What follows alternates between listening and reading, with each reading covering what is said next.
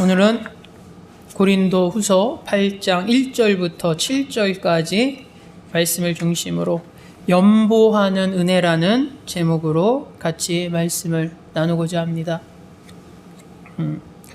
특별히 오늘 본문을 한 주간 묵상하고 준비하게 된 계기는 미리 광고 이따 말씀드리겠지만 이제 마지막 주에 이제 공동의회라고 하죠. 이제 교회 작년 1년 재정 이런 보고를 다음 주에 늘 했던 대로 할 예정입니다. 그러면서 1년 동안 이 교회 재정의 상황을 보면서 하나님의 일하심을 확인하는 시간이 있었고, 또 하나님의 일하심이 우리 공동체 성도들 여러분들을 통해서 귀한 섬김을 통해서 그렇게 열매 맺음을 느꼈을 때 좀 오늘 요 셋째 주죠. 넷째 주군요. 넷째 주 말씀은 좀 그거와 관련된 말씀을 좀 나눴으면 좋겠다는 생각으로. 원래 제가 설교 시간에 헌금과 관련된 설교를 안 하는 사람으로 유명합니다. 자칭. 실제로 이렇게 기억하시면 별로 헌금에 대한 설교는 별로, 왜냐하면 너무나 설교 말씀을 나눌 게 많으니까. 헌금은 특히 개인의 신앙적인 부분이고 그것을 잘 안 하는 편인데 사실. 네, 오늘은 귀한 말씀을 통해서 은혜를 함께 나누기 원합니다. 오늘 말씀을 보면 연보하는 은혜, 그러니까 연보라는 개념이 사실 성경에 보면 연보라는 말로 더 많이 쓰입니다. 그러니까 다른 말로 하면 헌금이죠, 헌금. 그러니까 이제 성경을 들여다보면 우리 한글 성경에는 이 연보하고 헌금을 이렇게 혼용 같이 사용합니다. 근데 어떤 게 더 많이 사용됐냐라고 보면 연보라는 이 단어로 사용되는 게 이제 토탈 15번, 그러니까 연보하다 이런 행위까지 해서 15번 정도 소개됐다면, 그러니까 우리가 그냥 헌금이라는 단어로 한글 성경에서 쓰인 거는 2번밖에 안 됩니다. 그래서 사실은 성경은 헌금이란 말보다는 연보라는 말을 더 많이 사용하게 되죠. 근데 이제 우리가 생활하다 보면은 연보라는 말보다는 이제 헌금하다, 하나님께 헌금을 드리다, 이런 헌금이라는 용어를 더 많이 사용하는 모습이죠. 그래서 사실 같은 말인데 개인적인 느낌으로는 이제 헌금하고 연보가 어떻게 개인적인 느낌으로 다른가 하면, 헌금은 하나님께 드리는 어떤 물질, 하나님께 드리는 예물, 딱 거기 그런 느낌이 있고, 연보는 하나님께 드리는 걸 통해서 이게 무엇으로, 그러니까 이 사용의 목적까지 담겨져 있다는 느낌이 저는 좀 있습니다. 그러니까 오늘 성경에도 나오지만 이제 구제하는 부분이죠. 그러니까 어려운 이들을 돕는 그런 목적을 담고 있는 하나님 앞에 드려지는 물질, 이런 개념이 저한테는 좀 있습니다. 근데 영어로 이것이 번역되어질 때 영어는 어떻게 이 헌금 연보를 이렇게 번역되어지냐면, 영어로 번역되었을 때는 하나님께 이제 바치다라는 개념, 바치는 것, 이렇게 기부하다, 하나님께 기부. 그다음에 모으다라는 개념도 있습니다. 모으다. 그러니까 이렇게 연보라는 것은 한 개인이 탁 가는 것이 아니라 이렇게 모아지는 것이죠. 그리고 놀랍게도 선물이라는 해석이 있습니다. 기프트, 선물이죠, 선물. 그러니까 하나님 앞에 드리는 연보, 그게 하나님 앞에 선물이 아니라 그 개념은 뭐냐면, 하나님에게 드리는 헌금과 연보가 결국 흘러나가서 누군가에게 큰 선물이 되어야 한다는 그런 개념으로 영어 성경에는 그런 의미를 담고 있습니다. 오늘 본문 배경에는 초대교회 시대를 배경으로 하고 있습니다. 그래서 예수님 오시고 주후 40년 이렇게 전후로 그 배경이 잡혀 있는데, 오늘 본문에는 이제 세 교회를 이야기하고 있죠. 첫 번째는 예루살렘 교회를 오늘 사도 바울이 이야기합니다. 그 당시에 AD 40년경쯤 됐을 때 이 예루살렘 교회에 어려움이 있었습니다. 사도 바울이 그 어려움을 이야기하죠. 그러니까 어려웠던 이유가 두 가지인데, 하나는 박해가 너무 심했습니다. 그리고 또 하나는 그 당시 어떤 흉년과 관련이 되어 있습니다. 그러니까 박해와 더불어 이 흉년과 같은 이런 것들 때문에 예루살렘 공동체, 그리고 거기서 공동체로 몸담고 있는 성도들이 너무나 물질적으로 어려웠다는 거죠. 성경에는 뭐라고 얘기하냐? 극빈이라는 표현을 사용합니다. 극빈. 그러니까 우리가 보통 가난하다고 했을 때 가난함도 정도가 있고 부자야 그래도 부자의 정도가 있지 않습니까? 근데 극빈이라면 가난한 중에서도 가장 정말 밑바닥일 때 우리는 극빈자라고 이야기를 하죠. 지극히 가난하다는 얘기입니다. 그게 극빈의 상황이었습니다. 근데 또 하나의 교회가 소개됩니다. 바로 마케도니아의 교회들이라고 오늘 8장 1절에 소개되고 있죠. 마케도니아의 교회들은 그러니까 여러 교회죠. 어떤 한 교회만이 아니라 그 당시 마게도니아의 교회들이 세 교회입니다. 대표적인 게 우리가 알고 있는 빌립보 교회, 그리고 데살로니가 교회, 그리고 베레아 교회. 근데 이 세 교회의 공통점이 뭐냐면 사실 되게 모범이 됐던 교회들입니다. 여러분, 모범이 됐던, 사도 바울이 많이 칭찬했던, 그러니까 문제가 별로 없고, 물론 이제 교회마다 나중에는 이제 거짓 선생들이 등장하고 이단들 때문에 너희들 경계해라, 깨어있어라 막 이런 얘기는 하지만 기본적으로 빌립보 교회라든가 데살로니가 교회라든가 또 베레아 교회들은 되게 말씀에 충실했고 말씀 가운데 잘 성장하는, 그러니까 영적으로 부흥하는 그런 공동체였습니다. 또 하나의 교회가 나오죠. 바로 오늘 본문의 이름이 그대로 있는 고린도 교회입니다. 고린도 교회. 그러니까 고린도 교회는 뭐 상황이 그 당시에 막 뭐 극빈하거나 어려움은 없는데 한 가지 아쉬움이 있었습니다. 뭐냐면 연보의 사역이 중단된 교회였습니다. 그러니까 여러분들 마지막 이제 8장 7절에 이렇게 마무리를 하죠. 오직 너희는 믿음과 말과 지식과 모든 간절함과 우리를 사랑하는 이 모든 일에 풍성한 것 같이 이 은혜에도 풍성하게 할지니라. 아멘. 한마디로 사도 바울이 뭐라고 얘기하냐면, 야, 고린도 교회는 저와 여러분이 아는 것처럼 하나님의 은혜가 많이 임한 교회입니다. 은사가 풍부한 교회였죠. 그래서 사도 바울이 그걸 얘기합니다. 너희가 하나님의 은혜로서 많은 선물을 받지 않았냐? 은사가 풍부하지 않냐? 그 은사가 7절에 보면 믿음, 말, 지식, 모든 간절함과 우리를 사랑하는 이 모든 일에 풍성한 것 같지. 은사가 넘쳤다는 거죠. 하나님의 은혜가 풍부했다는 거죠. 근데 거기 하나 부족한 게 있었다. 그 부족함이 너에게 채워지길 원한다. 바로 구제사역이죠. 구제사. 연보하는 것. 여러분, 예루살렘의 이 세 교회를 오늘 배경을 보면서 예루살렘 교회가 되게 극빈했던 소식이 주변 지역에 퍼져갑니다. 소식이 알려지죠, 당연히. 그러니까 같은 주 안에서 형제 자매인 다른 공동체에서 걱정을 하게 됩니다. 아, 예루살렘 교회가 그렇게 어렵다는데, 거기 성도들이 그렇게 재정적으로, 물질적으로 그렇게 어려서 극빈이라는 이 표현을 사용하고 있는데, 그런 어려움들이 전해졌을 때 이 어려움에 도움을 줬던 모범적인 교회가 바로 오늘 등장하는 마게도냐의 교회들입니다. 마게도냐의 교회들. 그래서 앞서 말한 것처럼 빌립보, 데살로니가, 베레아 교회가 이 연보하는 귀한 사역에 귀한 모범을 보였던 교회였음을 사도 바울은 우리에게 이야기합니다. 중요한 질문은 그런 거죠. 아, 그러면 그렇게 헌금, 연보해서 그들을 도왔던 이 귀한 모습을 보였던 이 마게도니아 교회들은 좀 여유가 있었나 보다. 좀 여유가 있고 좀 재정적으로 안정이 되니까 그런 귀한 사역을 보여줘서 모범이 되고 칭찬을 받았나 보다. 우리가 일반적으로 생각할 수 있겠죠. 그러나 사실 봤더니 그러지 못할 형편이었습니다. 그래서 성경에 뭐라고 나오냐면 2절에 이렇게 기록되어져 있습니다. 환난의 많은 시련 가운데서 그들의 넘치는 기쁨과 극심한 가난이 그들의 풍성한 연보를 넘치도록 하게 하였느니라. 아멘. 그리고 이 말씀 속에서 팩트가 뭡니까, 여러분? 마게도니아의 교회들은 부유하지 않았다는 겁니다. 부유하지 않았다. 오히려 환난의 많은 시련들이 그들 교회에 있었고 또 극심한 가난이 그들 가운데 있었다라고 말합니다. 한마디로 결론 내리자면 연보하기 어려운, 하나님 앞에 헌금 드리고 연보해서 귀한 사역을 하기에 좀 어려운 형편, 세상 말로 내 코가 석자인 교회. 아, 예루살렘 힘들어? 아유, 우리도 힘들어. 그런 상황이죠. 두 번째 팩트는 뭡니까, 여러분? 그럼에도 불구하고 그들은 연보를 하는데 성경에 뭐라고 나오냐면 넘치는 연보를 했다라고 말합니다. 넘치는 연보.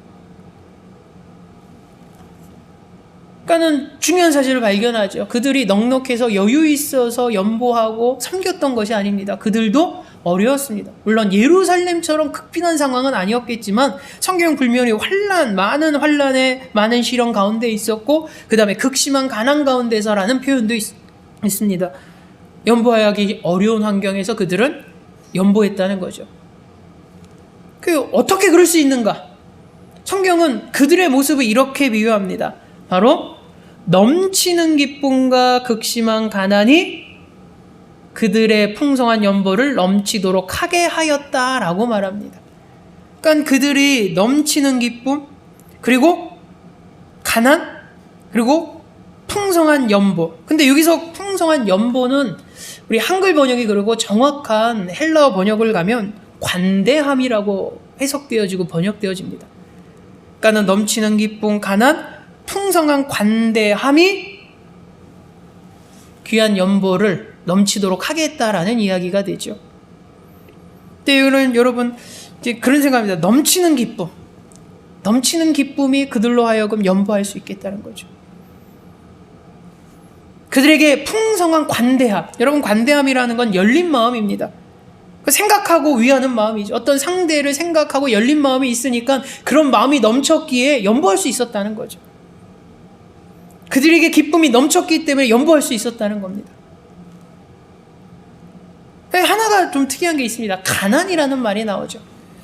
그래서 이 가난을 신학자들은 두 가지로 해석합니다. 하나는 그들이 환난과 많은 시련 가운데 연보했듯이 가난 가운데서 연보했다라는 의미로 쓴 것이라고 주장하는 이들이 있고 해석하는 이들이 있고 신학자가 있고, 또 하나는 가난을 경험해 봤기 때문에 그들이 연보할 수 있었다라고 해석하는 신학자도 있습니다. 그러니까 그런 거죠. 내가 정말 금수저처럼 태어나서 가난이라는 걸 하나도 모르는데 누가 어렵고 가난해서 도움을 청하면 그게 어떤 건지를 모르니까, 세상말로 고기도 먹어본 사람이 고기를 먹을 줄 알고 좋아한다고, 가난을 경험해보지 못하니까 그것이 얼마나 힘든 것인지, 가난이 얼마나 어려운 것이면, 경험 못하면은 쉽게 저 사람 가난하대, 힘들대, 이렇게 마음에 와닿지가 않죠. 그래서 어떤 신학자들은 이 그들의 가난이 연보할 수 있게 했다라는 것은 그들의 그것을 경험해봤기 때문에 그것이 얼마나 힘든 것인지, 얼마나 도움이 필요로 하는 것인지 알고 있었기에 연보했다라고 이야기를 합니다. 그래서 이런 가운데에서 이 마게도냐 교회는 넘치는 연보를 했습니다. 그걸 누가 증언하냐면 사도 바울이 증언한다는 거죠. 그래서 3절에 사도 바울이 이렇게 말하지 않습니까? 내가 증언하노니 그들이 힘대로 할 뿐 아니라 힘에 지나도록 자원하여 이 은혜와 성도 섬기는 일에 참여함에 대하여 우리에게 간절히 구하니. 아멘. 여러분, 지금 사도 바울은 계속 마게도냐가 연보하는 그런 모습을 이야기합니다. 그들이 어떤 모습으로 연보했는가? 가장 여러분 봐야 할 것은, 첫째는 그들이 힘대로 할 뿐 아니라 힘에 지나도록 연보했다라고 사도 바울은 증언합니다. 여러분, 힘대로 하다라는 것, 우리가 헌금하고 연보하는 것이 힘대로 한다라는 것, 여러분 성경에 보면 하나님께서는 하나님의 백성들이 자기들이 가진 것에 근거해서 낼 것을 기대하십니다. 그러니까 쉽게 말해서 연보는 소유에 비례하게 된다는 거죠. 하나님께서 청지기의 개념으로 많이 주셨으면 많이 연보하는 것이고, 적게 주셨으면 적은 대로 연보하는 것. 그것이 하나님이 기대하시는 바라는 것이죠. 주어진 것에. 그래서 결코 여기서 힘대로 한다라는 것은 우리가 생각하는 것처럼 막 없는데 막 빚을 지고, 우리가 가끔 저는 옛날에 그런 얘기를 들리면 막 누가 빚내서 헌금했다 그러면 그분의 믿음이 크다라고 볼 수도 있지만 그것은 그분의 케이스라고 저는 생각을 한 적이 있습니다. 왜냐하면 그것을 가지고 이게 모범입니다라고 해서 성도들에게 빚내 헌금하세요. 그래서 저는 그것은 아니라고 생각을 합니다. 왜냐하면 성경에는 그렇게 말하죠. 주어진 하나님이 공급하신 가운데 연보하는 것, 그것이 하나님의 뜻이거든. 근데 내가 너무 믿음이 커서 빚을 내서라도 하겠다. 뭐 그것을 말릴 수는 없겠죠. 근데 그것이 일반화될 수는 없는 것이죠.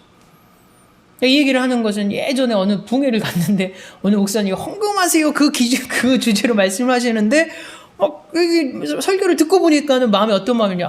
내가 빚을 내서라도 뭔가 해야 되는데 안 하고 있는 나는 믿음이 약한가? 신앙이 덜 돼 있는가? 그런 생각을 잠깐 한 적이 있었거든요. 근데 성경은 뭐라고 말하냐면 힘대로 한다라는 것은 하나님이 우리에게 주어주신 것, 하나님이 제공하신 것, 그것을 가지고 내가 하나님 앞에 연보하는 것. 그래서 많이 주셨으면 많이 연보하는 것이고 또 적게 주셨으면 적게 연보하는 것입니다. 근데 여러분, 중요한 것은 하나님이 나에게 제공하신 것, 나에게 주신 것을 가지고 하나님 앞에 내가 연보할 때 단순히 마음의 결심으로 머무는 것이 아니라 실행하는 것이 오늘 성경에서 말한 힘대로 하는 것을 의미합니다. 힘대로 하는 것. 여러분, 왜 사도 바울이 연보하는 것이 힘을 다해야 된다라는 표현을 썼을까요? 그러니까 내가 주셨는데 내가 주신 것 중에서 그냥 탁 드리면 되는 거, 그게 힘들어? 내가 하나님 앞에 드리려는 결심, 결단, 그리고 내가 이것을 하나님 앞에 드리는 것을 실행하는 것은 사실은 힘이 드는 일입니다, 여러분. 힘이 드는. 우리가 당연히 헌금해야죠, 성도인데. 집 사고 건 사고 목사인데 당연히 11조 해야죠. 여러분, 당연한 거 아닙니다, 여러분. 힘이 드는 일입니다, 힘이 드는 일. 힘이 드는 일. 사도 바울이 그것을 알고 있었습니다. 특히 사도 바울은 본인이 자비령으로 선교 사역을 했기 때문에 이 연보가 헌금이 얼마나 귀하고 그리고 이것이 얼마나 소중한지 누구보다도 잘 아는 인물이었죠. 그런 그가 연보하는 것이 힘쓰는 것이라고 이야기한 것은 내가 하나님이 나에게 주신 것이지만 그것을 내가 하나님 앞에 다시 드리는 것, 그러기로 결정한 것, 그리고 그것을 실행으로 옮기는 것, 그것이 얼마나 어려운 것임을 압니다. 그 대표적인 사건이 여러분 신약의 사도행전에 기록되어진 아나니아 삽비라의 이야기가 그거 아닙니까? 막상 팔아서 바치려고 했더니 액수가 너무 크지 않습니까? 크니까 그 절반만 해도 큰 액수니까 그래서 어떤 결과가 나타났습니까? 이게 쉽지 않다는 거죠.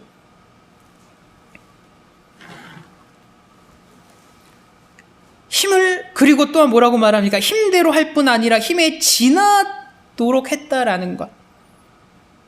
힘에 지나도록 한다는 것. 그건 쉽게 말해서 내 능력 이상으로 했다는 거죠. 내 형편 이상으로 했다는 거죠.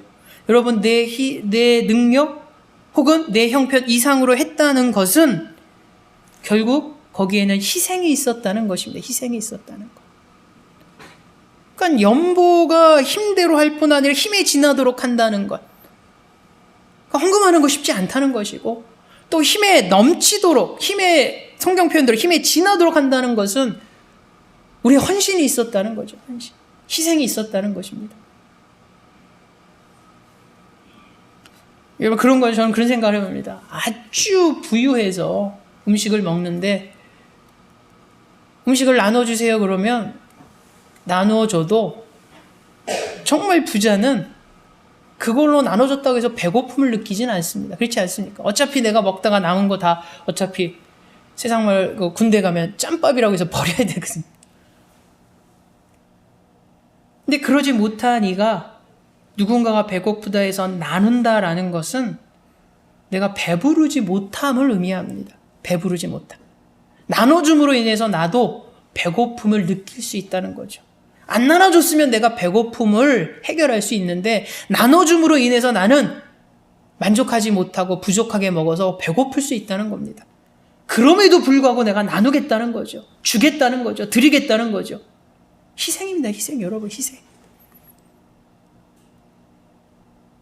보통 우리 그리스도인들이 하나님 앞에 연보하고 드리는 것은 힘을 다하는 것, 힘에 지나도록 하는 것. 그래서 어떻게 보면 희생이 우리 가운데 있다라는 것이죠. 정말로 성도들 가운데 정말 재벌 2세, 3세나 얼마나 되겠습니까? 성도들 가운데. 물론 크리스찬 가운데, 재벌들 가운데에서도 크리스찬들이 분명히 있죠. 그들은 막 해도 배고픔, 희생까지는 느끼지 않지 않겠습니까? 근데 대부분 성도들은 사실 희생이 따르는 연보를 하고 있다는 것이죠. 에피소드인데 1월 초였나요? 저기 김효곤과 조은수 부부가, 신혼부부가 이제 저한테 와가지고 새해가 됐으니까 11조 봉투가 바뀌었거든요. 네, 자기네들이 지난해에 한번 밀려가지고 그래가지고 요번에 낸 게 새로 시작한 게 아니라 저번에 낸 거 그거 뻥크난 거 낸 겁니다 라고 이야기를 딱 하는데 마음속에 무슨 마음이 있었냐면 야 정말 어려운 결정? 왜냐면 제가 그걸 경험해 봤거든요. 제가 20대 후반에서 30 넘어갈 때 학원에서 막 할 때 12월에 너무 정신이 없다 보니까는 11조 된 걸 까먹은 겁니다. 그러니까 연말 결산하고 이제 새해가 돼서 11조 봉투를 받고 옛날 봉투를 이제 처분하려고 봤는데 우리 교회는 이렇게 도장 찍지 않습니까? 봤더니 하나가 뻥크가 나 있는 거예요. 그래서 이거 갖고서 이제 고민을 많이 하게 되죠. 그러면 1월 달에 지금 11조를 2번 내야 되는데 그럼 어쨌든 11조인데 액수가 작지는 않지 않습니까? 2번을 내는 액수가 크지 않습니까? 그러니까 순간적으로 마음이 약간 흔들렸습니다. 그러면서 이제 마음에 핑계를 대려고 무슨 마음을 성경 말씀을 떠올렸냐면 새 포도주 넣는 새 부대에 그래 저번에 펑크난 거 싹 잊어버리고 올해 시작할 때는 새로운 부대에 담아야지 그거를 핑계 삼아서 그냥 하려고 하는데 마음이 너무 불편한 거예요. 그래서 결론은 했습니다. 근데 그것을 결정하고 실행하기까지 20대 후반에 30대 초반에 저의 모습은 쉽지 않았다는 거죠. 흔쾌히 이거 당연히 이러지 못했다는 거죠.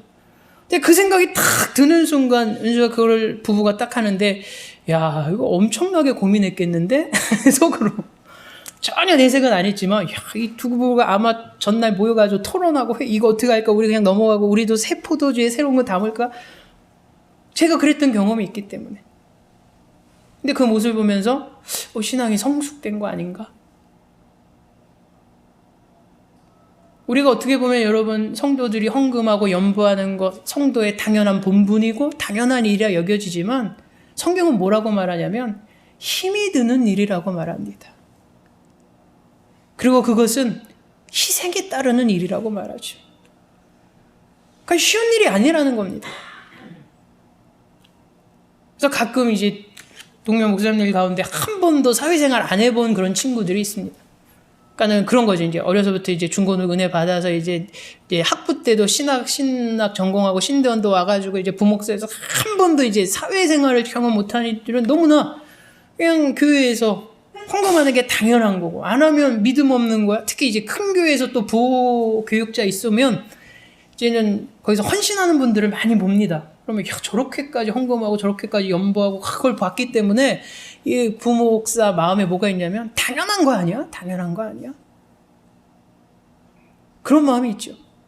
그러나 나중에 이제 본인이 담임 목사 되거나 어디에 청명해서 가게 되면 쉽게 말해서 뭘 하나 할 때 예산을 짜고 뭐 할 때 너무 쉽게 결정한다는 거죠.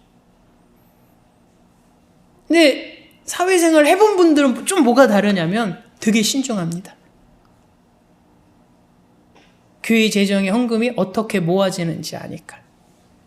성도님들이 연부하고 헌금하는 것이 어떤 과정을 거쳐서 하는지 알기 때문에 뭘 10원 하나 쓰더라도 되게 신중하고 하는 모습 그런 차이를 저는 본 적이 있습니다.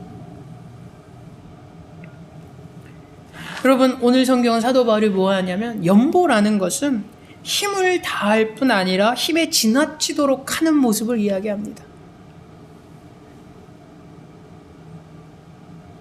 두 번째는 자원하는 모습을 이야기합니다. 여러분 자원하는 것.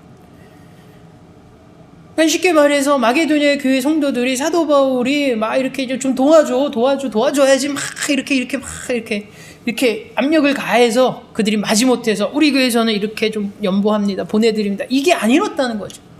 자원하는 마음, 스스로 하는 마음, 스스로 원한 것. 그러니까 이 자원하는 가운데는 강제성이 없고 여러분 누가 유혹한다고 하는 것이 아니고 또 남의 시선을 의식해서 했다는 것이 아니죠. 누구 예전에 그런 성도님이 있었다죠. 이렇게 헌금을 하려고 하는데 쓱 내려고 이제 준비를 했는데 옆에 어떤 꼬마애가 헌금을 내는데 좀 꼬마애가 내기보다는 좀 큰 액수를 냈다고 합니다. 그러니까 본인이 이렇게 준비했던 액수를 다시 집어넣고, 야, 저 꼬마보다는 많이 내야 될 것 같은데, 그래서 한 장 빼다가 두 장을 해서 넣었다는 그런 얘기를 듣는 적이 있습니다. 왜 그렇겠습니까? 이게 의식이 된다는 거죠. 저희 교회도 이렇게 돌리는 그게 있긴 한데, 이렇게 좀 규모가 큰 게 보면 바로 옆에 앉기 때문에 이렇게 하면 이게 사실 좀 보입니다. 보려고 해서 보는 게 아니라 이렇게. 옆에 사람이 이게 꼬마애가 이렇게 넣으니까, 내가 저 꼬마하고 똑같이 내면 사람들이 그럴까봐 두 장을 냈다는. 근데 이 마게도냐 교회가 의식해서 그런 것이 아니라는 거죠, 여러분. 남의 눈을 의식해서. 또 헌금 이거 연봉 안 하면 나중에 사도 바울이 막 책망할까봐, 혹은 하나님한테 이렇게 혼날까봐, 믿음 없는 분은 헌금 안 되면 벌 받아, 이런 질문 옛날에 들은 적도 있는데, 그것 때문에 그런 겁니까? 성경은 자원하는 마음이었다고 말합니다. 자원하는 마음. 그리고 여러분, 모든 헌금 연보의 원리는 자원하는 마음이다, 여러분. 그것을 하나님이 원하시기 때문에, 그것이 하나님이 뜻하심이고 하나님의 원하는 바이기 때문에 성경의 이 연보의 원리는 자원하는 마음을 가장 우선합니다.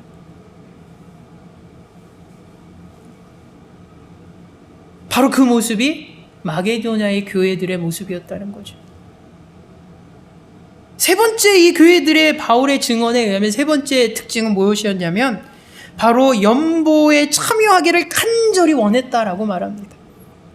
그러니까 되게 소극적으로 있다가 그냥 소극적으로 끌려가듯이, 수동적으로 가듯이 이런 것이 아니라 간절히, 그런 일이 있어? 내가 도와주고 싶어요. 우리 공동체가 도와주고 싶어요. 우리가 섬기고 싶어요. 간절함이 있었다는 거죠. 적극적이었다는 거죠. 능동적이었다는 거죠. 왜 그럴까요, 여러분? 그 교회들은 구제하는 것, 연보하는 것, 그것이 의무가 아니라 특권으로 여겼다고 사도 바울은 이야기합니다. 특권으로.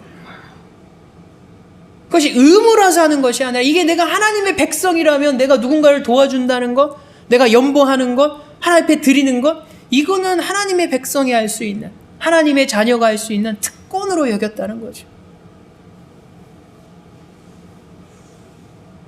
예전에 누가 하도 투표를 안 하길래, 야, 투표에 가서 투표하는 거 막 귀찮아서, 안 하면 안 돼. 마지못해서 하는? 근데 그의 반면에 투표할 때 어떤 사람이 있습니까?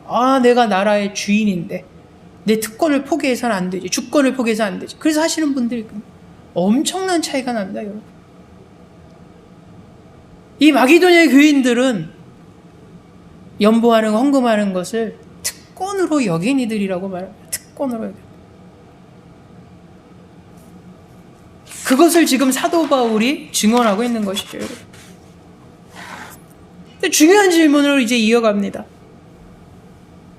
연보는 하나님의 은혜입니다, 여러분. 사실 이것이 오늘의 결론입니다. 그러니까 왜 연보하는 것이 하나님의 은혜입니까? 가장 중요한 것은 하나님께서 연보할 수 있는, 헌금할 수 있는 환경과 여건을 기본적으로 공급하심을 전제로 하기 때문입니다.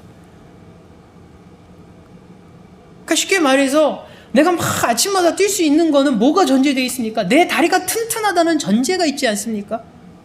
다리가 다치면 아침에 운동한다는 거 상상할 수가 없습니다.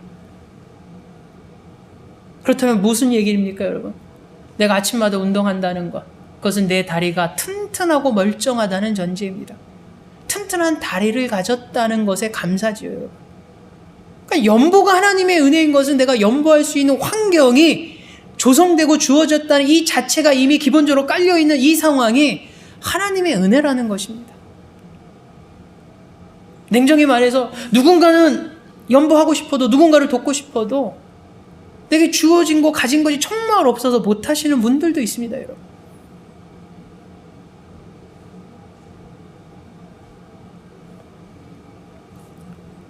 그리고 연보가 하나님의 은혜인 이유는 앞서서 여러분 마게도냐 교회들이 어떻게 연보할 수 있었습니까? 그들에게 넘치는 기쁨과 풍성한 관대함이 있었기에 가능했다라고 그랬죠.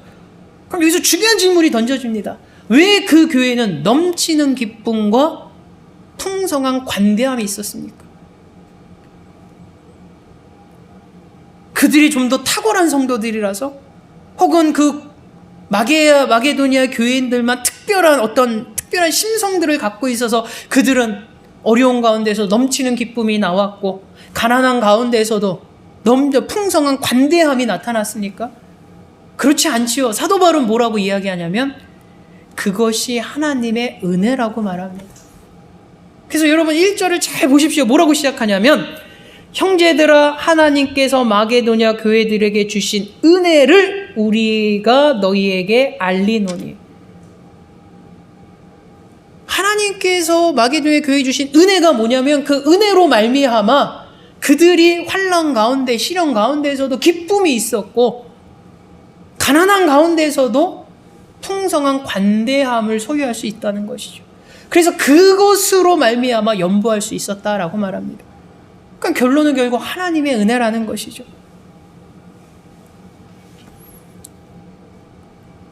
하나님의 은혜. 연보할 수 있는 마음을 하나님이 주셨다는 것이죠. 하나님의 은혜를 받았다는 증거입니다. 더불어 그들의 연보는 그렇기 때문에 그들의 믿음과 신앙이 참됨을 확증하기도 한다라고 사도 바울은 이야기합니다. 그들이 은혜 받았던 증거, 그들의 믿음과 신앙의 어떤 확증됨의 증거가 바로 그들이 연보하는 모습을 통해서 확인한다는 것이죠. 여러분 실제로 여러분 믿음과 신앙이 제대로 자리 잡지 못하면 연보하지 못합니다. 헌금한 건 너무나 어렵습니다. 인간의 본성은 사실 어떤 물질에 대해서 계속 소유욕이 어마어마하거든요. 그 소유욕이 얼마나 본능적으로 어마어마하냐면 여러분 우리가 부자 되면 그런 마음이 없을 것 같습니까 여러분? 부자일수록 더 심하다고 합니다. 우리 생각에는 우리는 서민이고 가난하니까는 100원짜리 벌벌하는데 부자들은 100원짜리 벌벌 안 하겠지? 근데 부자들 보십시오. 100원짜리가 아니라 10원짜리 벌벌합니다. 오히려 우리 생각하고는 다르죠. 우리 생각에는 내가 여유롭지 못하니까 손해보는 거는 할 수 없어. 근데 내가 여유로우면 좀 손해도 볼 거야. 근데 정말 내가 부자 되면은 그럴 것 같습니까? 여러분 더 부유해지면 보니까는 더 손해보는 행동 안 합니다. 절대로 안 합니다. 오히려 적당하면 나눠주기도 하고 적당하면은 양보도 하고 이런데 많은 걸 소유하니까 더 어렵다는 거죠. 실제로 주변에서 그런 사람들을 본 적이 있습니다. 더 부유해지는데 오히려 더 닫아버리는 모습을 본 적이 있죠. 그래서 사실은 사도 바울은 연보한다는 것은 그들의 믿음과 신앙이 참됨을 확인하는 모습이라고 이야기합니다. 그리고 하나님의 은혜를 받았다는 것을 확인하는 것이라고 이야기를 하죠. 그래서 사도 바울은 여러분 이 본문뿐만 아니라 어디를 보더라도 이 연보라는 것을 이야기할 때 어떤 돈의 개념으로 이야기한 적이 한 번도 없습니다. 다 어떤 영적인 것과 관련된 말로 사용합니다. 그래서 사도 바울은 이 연보를 뭐라고 표현하냐면 하나님의 은혜라고 보통 이야기를 합니다. 하나님의 은혜. 하나님의 은혜로만 할 수 있는 것. 하나님의 은혜를 받음으로 인해서 할 수 있는 게 헌금 연보라는 것이죠. 그리고 사도 바울은 이것이 특권이라고 이야기합니다. 연보하는 것을 특권. 하나님 백성의 특권. 또 이 사도 바울은 이것을 뭐라고 표현하냐면 코이노니아 나눔이라고 표현합니다. 연보는 나눔이라고 이야기를 합니다. 그리고 사도 바울은 이 연보를 디아코니아, 섬김, 사역이라고 이야기합니다. 그래서 사도 바울이 이 서신서 어디 가운데서 막 이렇게 연보를 이야기할 때 어떤 돈의 개념의 단어로 사용한 적이 하나도 없다는 것이죠. 내가 하나님 앞에 연보하는 것, 헌금하는 것, 이것이 특권이고 하나님의 은혜고 이것이 섬김이고 이게 나눔이다. 이렇게 어떤 영적인 개념으로 이야기하지 물질적으로 머니라는 개념으로 이야기를 하지 않다는 것이죠. 이제 결론을 내리려고 합니다, 여러분. 여러분, 우리가 헌금하는 것, 연보하는 것은 하나님의 은혜의 역사가 저와 여러분 성도들의 삶에 계속 그 역사가 이어지게 하는 수단이라는 것이죠. 쉽게 말해서 내가 이번 달 살고서 하나님 앞에 연보할 수 있고 드릴 수 있는 것이 기본적으로 하나님이 나에게 공급해 주심에 가능한 일이기 때문에 내가 매달 혹은 매주 하나님 앞에 연보한다는 건 무엇을 이야기하냐면 하나님이 나에게 계속 공급해 주신다는 하나님의 은혜의 역사가 계속 이어지고 있다는 것이죠. 그리고 여러분, 연보는 예수를 더욱 닮아가는 수단이라고 사도 바울은 이야기합니다. 오늘 본문에는 포함되어 있지 않지만 여러분 나중에 8장 8절에서 10절을 읽어보십시오. 예수 그리스도를 이야기합니다. 예수 그리스도가 가난함으로, 물론 그 가난함이 어떤 세상의 기준의 가난함이 아닌데 바로 예수 그리스도를 닮아가는 수단이 바로 연보라는 것이죠. 그럼 연보는 여러분 무엇입니까? 하나님의 백성, 하나님의 자녀로서 주 안에서 형제자매, 공동체 사이에 연합을 공고히 하는 교제의 수단임을 오늘 성경은 이야기하지 않습니까? 우리 공동체는 가난하지 않아, 어렵지 않아. 저 교회는 어렵다는데 저 교회 문제지, 아쉽지만 그것이 아니라 오늘 성경 속에서는 뭡니까? 예루살렘 교회의 어려움을 위해서 형제 자매된 주변의 공동체들이 연보했다는 것이지 아닙니까, 여러분? 바로 연합됨이죠. 하나님의 공동체 연합됨, 하나님의 공동체 교제, 성도들의 나눔의 수단이 연보하는 것입니다. 연보하는 것.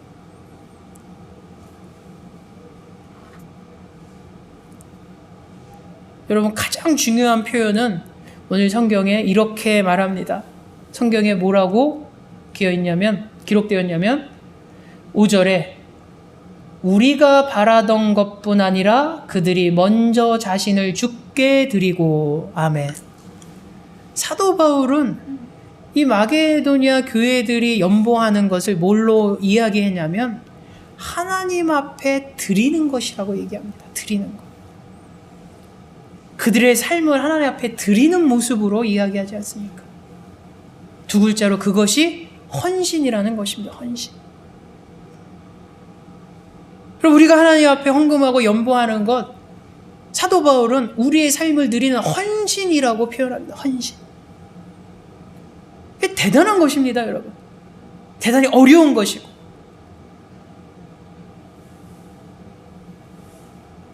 그래서 때로는 너무 헌금에 대해서 쉽게 얘기하고 너무나 헌금을 쉽게 고민하지 않고 예산을 짜고 하는 공동체 보고 그러면서 그런 마음이 있습니다. 이것이 얼마나 성도들의 헌신이고 공동체의 헌신, 삶을 드리는 것, 이것이 연보하는 것인데.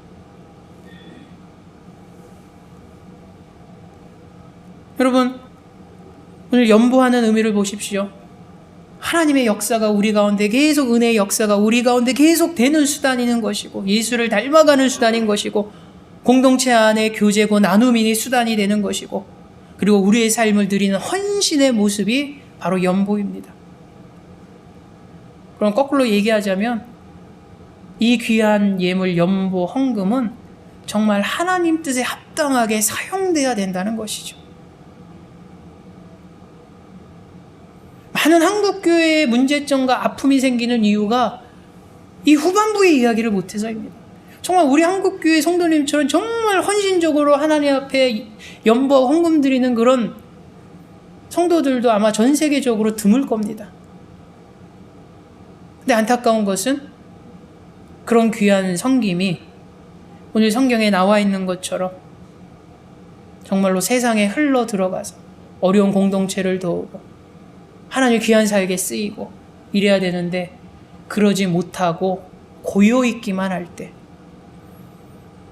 그래서 여러분 종교개혁이 일어난 이유 아닙니까? 종교개혁이 왜 일어났냐면 헌금들이 흐르지 않고 고여 있었습니다. 로마 교형체. 그래서 심지어는 이거 갖고 뭘 했냐면은 그 당시에 교회들이 사채업을 했습니다. 여러분, 사채업. 고리대업을 했다는 거죠. 급한 사람한테 교회 돈이 있으니까 돈 빌려주고 이자 많이 받아내고. 그래서 종교개혁이 일어난 거 아닙니까? 근데 놀랍게도 오늘날도 그런 모습이 발견되곤 합니다. 모든 교회가 다 그렇지 않지만 많은 공동체 가운데 이 귀한 연보의 것이 하나님 앞에 드려진 것이 하나님 뜻에 합당하게 사용하지 않는 모습. 그래서 우리는 경계해야 되겠죠. 개인적인 간증으로 말씀을 마무리하려고 합니다. 작년 2020년이 코로나19로 다들 힘들었죠. 가장 피부로 느낀 사람 중에 한 사람이 저였습니다. 아시다시피 제가 이제 초등학교나 이렇게 중학교에서 아이들에게 가르치면서 자비량으로 이렇게 생활을 하는 부분이 있었는데 새학기부터 이제 열리지가 않으니까 올 수도 된 상황에서 이제 어떤 마음이 있었냐면 올해는 내가 이렇게 수고의 대가가 없기 때문에 하나님 앞에 11조를 안 드리는 것이 뭐 전혀 죄스럽지도 않고 뭐 당연한 거죠. 말 그대로 힘을 다한다는 건 공급해 주신 거에서 드리는 건데 아니, 공급이 안 됐는데 내가 뭐 제가 말씀드렸잖아요. 빚져서 드리는 것이 성경적이다. 저는 근데 마음에 뭐가 있었냐면 올해 한 해도 내 삶을 하나님 앞에 맡기겠습니다 라는 마음이 있었습니다. 그래서 무슨 마음을 먹었냐면 똑같이 11조 하겠다. 그냥 그런 마음이에요. 그래서 시작했습니다. 1월부터. 근데 그렇게 하면은 이제 마음속에 그런 마음으로 탁 하니까 하나님께서 한두 달 이때 탁 이제 일이 시작되고 코로나가 물러나고 이러지 않았는데 기간이 점점 길어집니다. 저 중간에 잠깐 흔들린 적이 있습니다. 생각보다 많이 가는데 처음에 결심을 꺾어야 되나 말아야 되나? 그러다가 하반기 때도 하나님 은혜로 갑니다. 그냥 맡기고 계속 수입이 들어오지 않더라도 계속. 근데 놀라운 것은 여러분 1년 동안 지난 1년 동안 그 전에 코로나 있기 전에 제가 활동할 때랑 크게 차이 없이 생활하게 하셨다는 거죠. 생활하게 하셨습니다. 그런 돈을 매번 공급했다는 게 중요한 것이 아니라 똑같이 생활했다는 거죠. 분명히 저는 활동을 안 하고 경제활동을 안 했음에도 불구하고 경제했었을 때나 변함없이 생활했다는 겁니다. 그렇다고 막 인색하게 돈 없으니까 나가지 말아야지, 사람도 만나지 말아야지, 숨만 쉬어야지 이렇게 살지 않았습니다. 여러분. 여러 방법으로 하나님께서 공급하시는 것을 저는 경험했습니다. 이것을 말씀드리는 것은 제가 이런 사람입니다가 아니라 하나님께서 어떻게 역사하시는가를 제가 간증하는 것입니다. 놀랍게도. 두 번째 간증입니다. 이 두 번째 간증하고 마무리하려고 합니다. 이렇게 코로나를 어렵게 하고 제 생활 자체가 이렇게 여유가 있지 않는 상황이다 보니까 어떤 모습이 있었냐면 12월에 우리가 선교 늘 섬기는 어려운 상황에서도 우리는 선교원 하나 줄이지 않고 늘 하던 대로. 근데 이제 12월쯤 되면 이제 남아공 아이들에게 이제 새해가 되니까 크리스마스 다가오니까 어떤 이렇게 해마다 이렇게 아이들을 초청해서 식사도 대접하고 이런 행사를 매년 합니다. 그래서 해마다 조금씩 이제 후원하는 게 있었는데 선교하고는 별도로. 근데 올해는 전혀 그럴 엄두가 나지 않는 것입니다. 힘들합니다. 그래서 마음속에 어떤 것이냐면 이것을 교회만 의존하지 말고 내 주변에 믿지 않는 사람이라도 그런 귀한 마음이 있는 사람들하고 이렇게 좀 힘을 모아서 좀 후원해 줬으면 좋겠다라는 그런 일종의 하나의 프로젝트를 생각합니다. 주변에 이제 어려운 분들은 빼고 그냥 코로나 여파랑 전혀 상관없는 뭐 자영업자 하시는 분 빼고 그냥 월급 받고 공무원이나 월급 받고 별 차이 없으신 분들한테 이제 소액씩 조금씩 해서 남아공 코로나로 너무 힘든데 그 아이들에게 조금 사랑을 나눴으면 좋겠다라고 해서 도움을 한번 모아봅시다. 사랑을 모아봅시다를 했는데 그게 뭐 마음대로 쉽게 되지는 않죠. 그래서 목표액이 있었는데 그게 좀 이렇게 절반 정도가 이제 모아지지 않는 상태였습니다. 근데 어느 날 저기 분당 우리 교회 이찬수 목사님 교회에서 전화가 왔습니다. 그래서 거기서 예전에 이제 그런 걸 한 적이 있습니다. 교회들이 약했을 때 총회에서 노회에서 힘든 교회들 신청하세요. 그러면 조금 후원금 보냅니다. 그런 게 있었습니다. 근데 저희 교회는 항상 그런 공문이 올 때마다 우리보다 더 힘든 교회 있다 분명히. 그래도 우리는 월세는 내지 않지 않습니까? 그래서 우리는 아예 신청도 저는 생각도 안 합니다. 근데 이 분당 우리 교회에서 이제 그 역할을 또 큰 교회다 보니까, 대형 교회다 보니까 이제 좋은 그런 모습을 보였습니다. 그래서 광고를 했습니다. 어려운 분들, 어려운 교회들 분당 우리 교회 신청하자. 그러니까 어마어마하게 막 몰렸다고 그런 얘기를 들은 적이 있습니다. 그러니까 그걸 보면서 이제 두 가지 마음이죠. 야, 어려운 교회가 많구나. 또 하나는 그냥 어렵지도 않은데 분명히 신청한 사람도 있을 거다. 그런 마음이 있었는데 저하고는 상관은 없는 거에서 그냥 넘어갔는데 어느 날 분당 우리 교회에서 전화가 왔던데 이제 요는 우리 교회를 이제 겨울이니까 난방이죠. 난방 어떤 후원을 하고 싶다.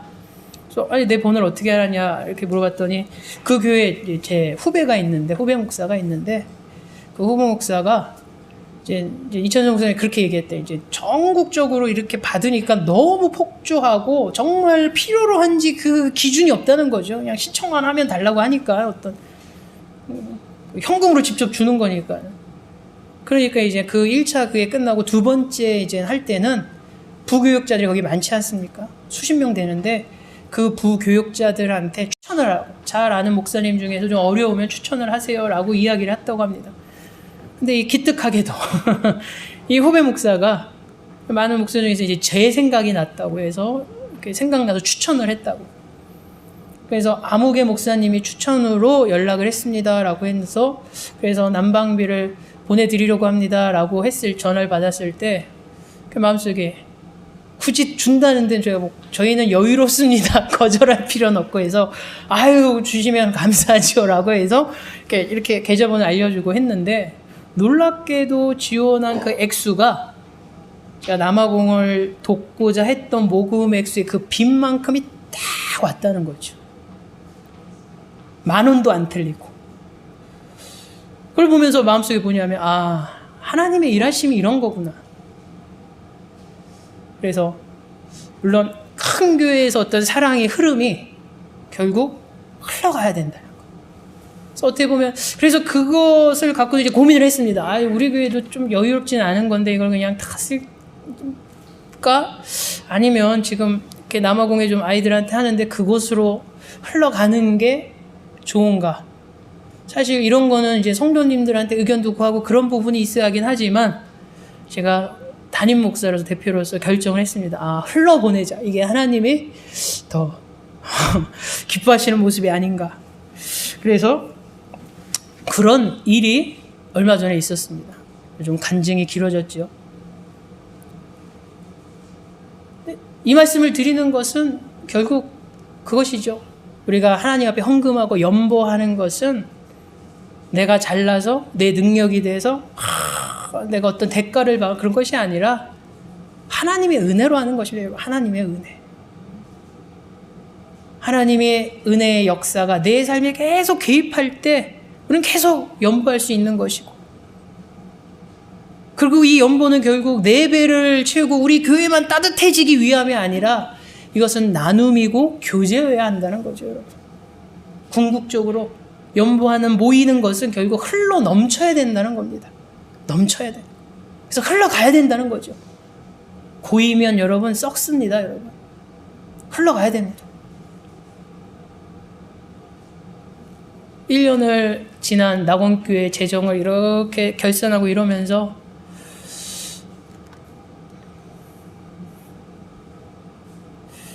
성도님들의 이제 귀한 섬김, 희생이 너무 감사했고 또 하나님의 은혜였고 또 하나님의 은혜로서 여러분들이 귀한 섬김의 헌신을 이어갔다는 것. 그리고 그 연보함이 우리 안에 머물지 않고 계속 선교하는 곳에 구제하는 곳으로 우리가 흘려보냈다는 것이 너무나 감사해서 이 귀한 모습이 올해 한 해에도 물론 올해 한 해에도 코로나19로서 계속 가을에나 연말에나 끝난다는 이야기가 있지만 우리가 변함없이 연보하는 공동체, 연보하는 은혜를 늘 체험하는 공동체, 그런 귀한 성도님, 귀한 공동체가 되기를 주 예수 이름으로 축원합니다. 사랑해 주님 감사합니다. 오늘도 귀한 말씀을 통해서 하나님 앞에 연보하고 하나님 앞에 드리는 것이 당연하고 쉽게 여겨지지만 사실 그렇지 않음을 성경을 통해서 보게 됩니다. 힘을 다해야 되는 것이고 하나님의 은혜로 할 수 있는 것이고 그 연보함은 결국 세상으로 어려운 것으로 흘러가야 함을 다시 한번 고백하면서 하나님의 은혜로 또 성도님들의 헌신으로 이 낙원 공동체가 지난 1년도 잘 왔습니다. 올해 한 해도 하나님 우리와 동행하여 주시옵소서. 예수님의 이름으로 기도하옵나이다. 아멘.